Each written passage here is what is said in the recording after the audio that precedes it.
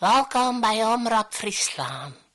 En we hebben weer een mooi programma voor je lettergek, dat ondertussen heel populair geworden is, benam Oerzee. Jood is Klaas Jaasma importeer mij een heel bijzondere gast, en dat is zijn broer, Jan. Jan Jaasma, die had een prachtige bondelskreun. Ik zou zeggen, hartje maar naar dit fijne, mooie literaire programma.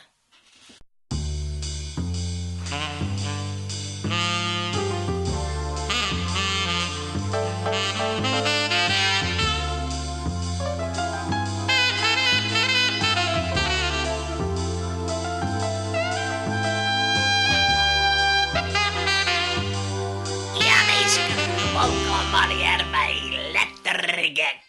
Ik zou zeggen, hoe letter, hoe gekker mijn Klaas is nou een keer.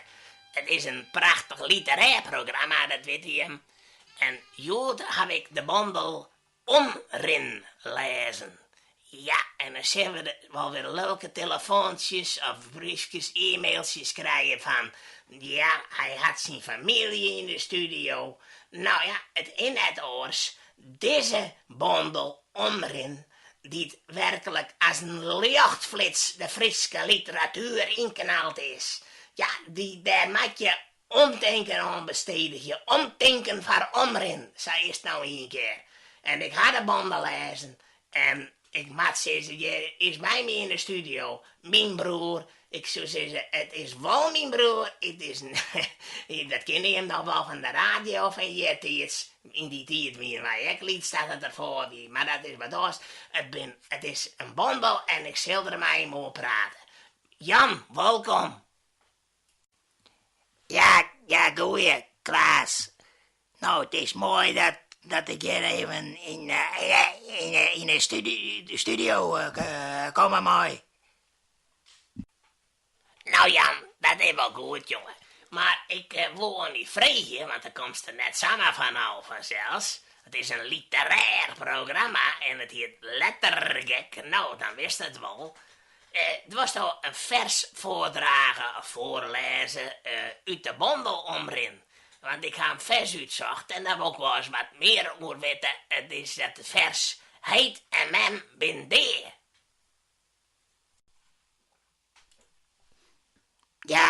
Ja, dat is goed. Ik lees het gedicht. Heid en mem ben daar. Stil lezen ze op bed. Stilt me is van mij gezet. Heid zijn larven kropen uit haar eeg. Houd daar zwieren neer zo leeg. Ja.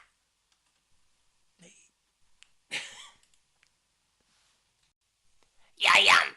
Nou ja, maar ik moet nog zeggen, hij de mem bin daar, maar hij is wel daar, maar mem is net daar. Waarom scroost dat dan eigenlijk op? En ik vind dat gewoon een beetje, smarig vers. Ja, dat kan je nou wel zeggen, Klaas. Maar het is existentiële... en expressionistische kunst. Dus daar is het ook even verstaan van, dacht ik. Er staat je verstaan van? Ik ga het expressionisme zo wat uitvoeren hier in de provincie. Ik bedoel, als ik wat lees, dan weet ik wel wat ik lees. Ik ben net samen lettergek. Hier staat oors schreeuwen, maar nog heel en dan net. Ik bedoel, hij mem, die leven meesken, die goeie meesken, memke en heidke. Nou. Het gaat er niet om wat je schreeuwen, maar hoe je het schreeuwen. Ja, nou, dan moest nou even goed de bek houden. Dat fine, de beste fin worden, nou. Ja, verdamme nada. Stoor hem niet erop, man, programma. Ik ga naar huis. Nou, hier is heel dan net naar hoe. Ja, dat vergeef me dan. Schat, vergeef me dan.